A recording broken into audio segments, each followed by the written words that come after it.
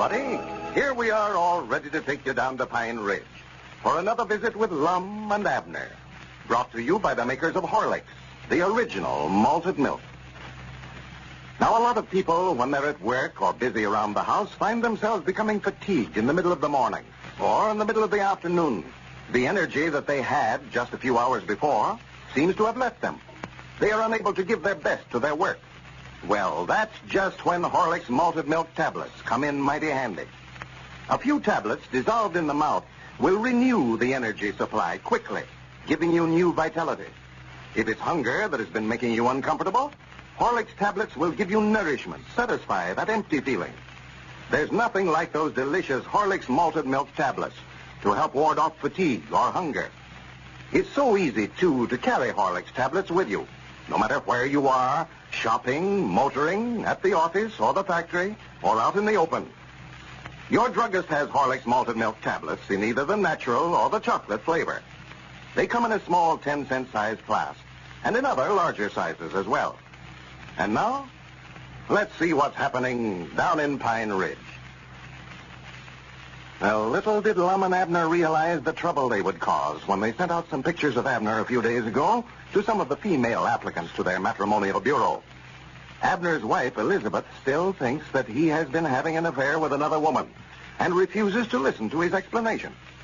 Yesterday, Lum made an effort to straighten out the misunderstanding for his old friend, but was promptly ushered off the place with a broom. As we look in on Pine Ridge today, we find Lum and Abner down at the office of their matrimonial bureau.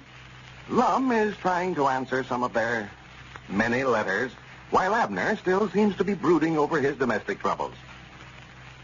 Listen. Let's see. Here's an order for a red-headed husband, 6 foot tall, about 40-year-old. Well, I believe we've got one just about fit that description. Lum, I reckon you could stand out there at the fence and sort of holler. Huh? I say, reckon you could stand out there at the fence and sort of holler at Elizabeth and explain things to her? Abner, I wish you'd hush up about that. I'm trying to answer some of these letters. This matrimonial bureau mail has been stacking up here for days. I don't care. Here's a letter from Roseville, Ohio. Feller says he's a young man, 66-year-old, looking for a life companion and helpmate. Oh, man. You don't say here what kind he wants. Ain't particular. That makes it easier. Mom, Dad, blame it all. I wish you'd put them letters down and listen to me. What is it you want, Abner? If you're still trying to argue me into going back over to your place and talking to Elizabeth, you can just forget it. That woman's unsafe to be around. Well, what all did you say to her yesterday? Nothing. She never gave me a chance. Followed me clean out there in the road, chunking rocks at me. Yeah, I know. We was looking out the window over here and seen her do that. And the best thing for you to do is to stay over at my house till she sort of cools off some more. Well, I don't want to wear out my welcome over at your place, Mom. Granny, she'll wear out something worse than that for you if you go home. You never did tell her that there weren't nothing to that story about me going into the county seat the other night, huh? No, I told you I never got a chance to tell her nothing. She done all the talking. Yeah, she's generally all there does. It's hard to explain things to folks when they do all the talking that way. They just can't listen good for some reason or other.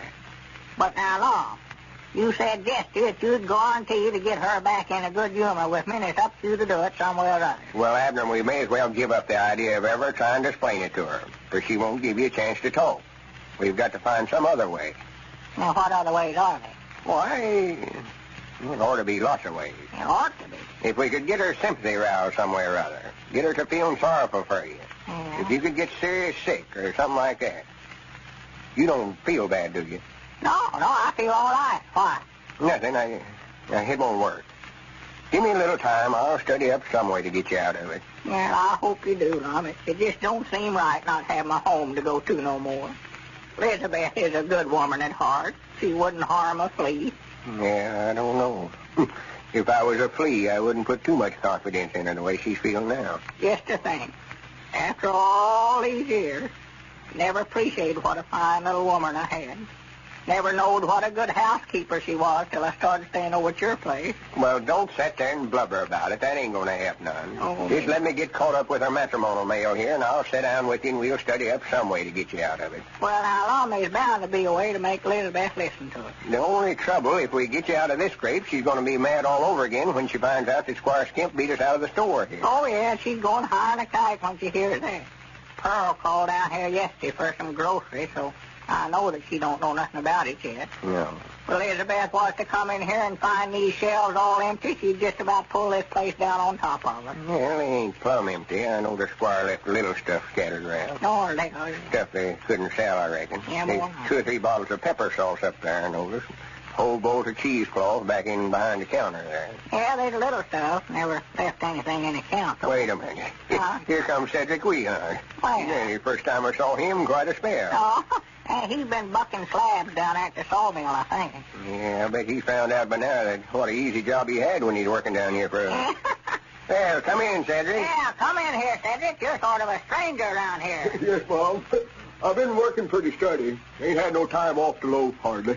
Hey, you ain't been fired, have you, Cedric? No, they just laid us off for a few days. The skidway's empty down there at the mill, and the weather's been so bad they couldn't get no logs in, so they just shut down till they get catched up. Uh-huh. Well, draw up a chair. Sit down there, Cedric.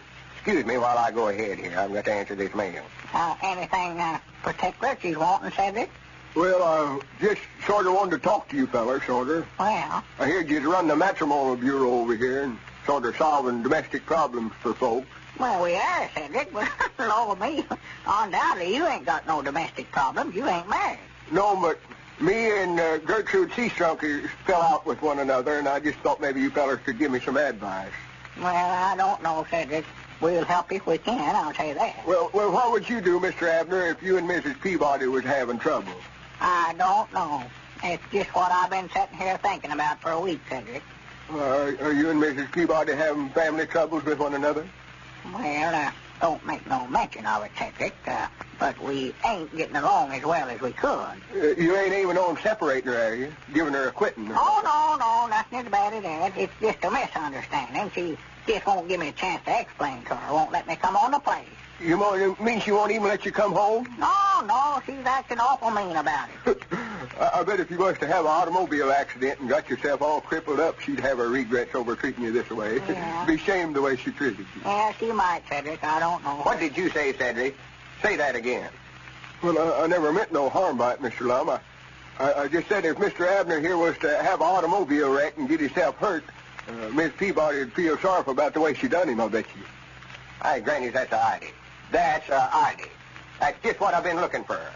Abner, you're going to have an automobile wreck. Huh? You're going to have an automobile wreck. Oh, my goodness. How can you tell that? And you're going to have an arm broke.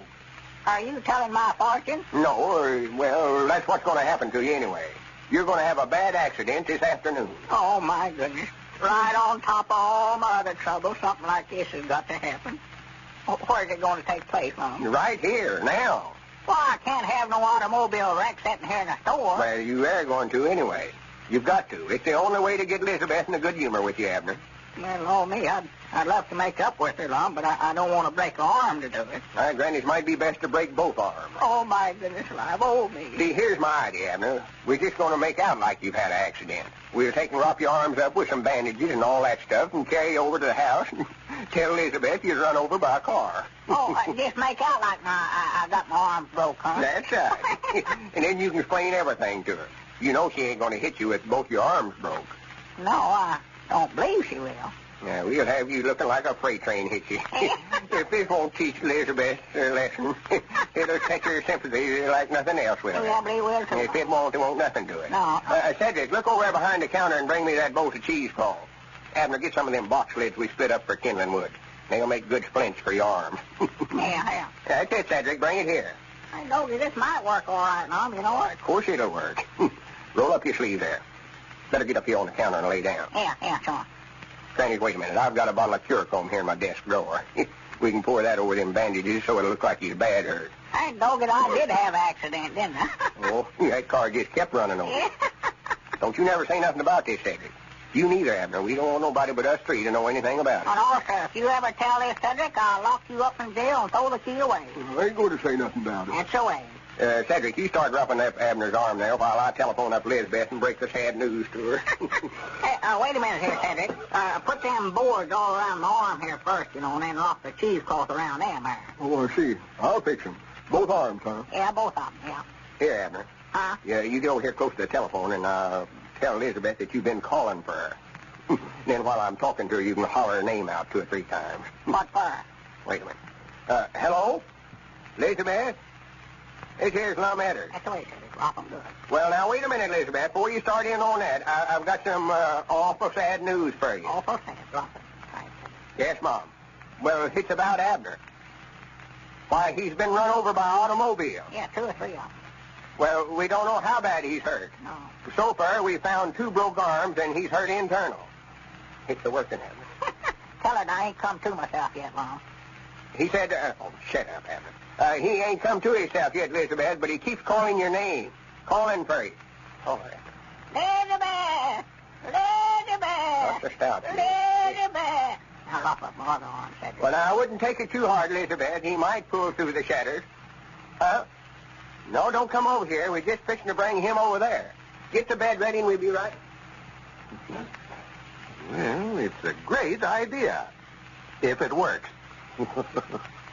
And now, let's listen just a minute to Jane Taylor and her friend Ruth Nichols. Here they are. Ruth, I've just discovered the best reducing plan. I know. You told me all about it. Well, I couldn't have. I just found out about it week before last. I haven't seen you for a month. Well, you were telling me all about that day that we had lunch with Helen Powers. Oh, you mean that one. Oh, that was a farce. A farce? Yes, I wore myself out in 2 days with all that crazy exercise. Just as I told you would. Why don't you be sensible, Jane? I much prefer carrying a few extra pounds to killing myself trying to act like a chimpanzee. Oh, you don't have to act like a chimpanzee. Not with this new reducing plan. You don't have to exercise at all, in fact. Jane, you haven't taken anything that might hurt you, have you? I'd see my doctor before I tried any of those things. Don't be silly. I'm not being silly, but some of those things are harmful. Well, let me tell you what I've done. Today and every day last week, I drank a glass of Horlicks malted milk at noon. Will that kill me, do you think? Horlicks? Well, of course it won't, but I don't see how. I drink a glass of Horlicks instead of eating a heavy luncheon. Horlicks is nourishing and sustaining, but it doesn't have an excess of calories like a heavy meal. That's how Horlicks at noon helps reduce you. It's really effective, Ruth. I lost 2 pounds last week, the very first week I tried it. Well, say, that's the most sensible reducing plan I've ever heard of. That glass of Horlicks for lunch sounds awfully good to me. I guess I'll try the Horlick reducing plan, too. Oh, good. My figure could stand a little trimming. Oh. And a glass of Horlicks instead of a heavy meal at noon is a mighty fine reducing plan. One that will help you overweight people regain a youthful waistline. Now you can make a glass of Horlicks quickly and easily, either at home or at work.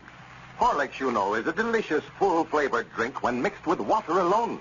It isn't necessary to add any flavoring or even milk. You can get Horlicks malted milk in either natural or chocolate flavor at your druggist. This is Carlton Brickert speaking for Lum and Abner and Horlicks, who now bid you all good night and good health.